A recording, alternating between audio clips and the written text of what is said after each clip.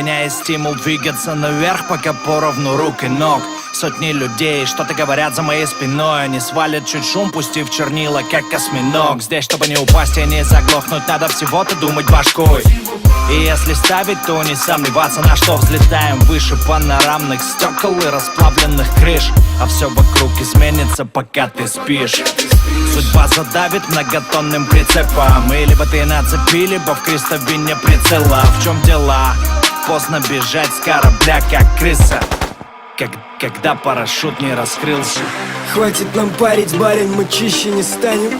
Дети криминальных сводок, бумажных изданий. И лучше не будить вам стаю. В плане, если мы все станем, пизда вам. Чуть по чуть топаем, развеселые в гроб, бля. Эту широкую улыбку с лица стереть попробуй. И если в форме строго будут задавать вопросы, наберу в рот воды да столько, сколько слом, бля, в хобот. Гни свою линию, пока сам не загнулся. Пока пальцем чувствуешь биение пульса. И в поисках красивой жизни блуждая босой. Ведь найти красивую жизнь, как второй носок. Взлетаю вверх, как Юрий Гагарин. Врубаю свет, меняю на дальний. Не знаю, что в финале. Полет нормальный. Взлетаю вверх, как Юрий Гагарин. Врубаю свет, меняю на дальний. Не знаю, что в финале.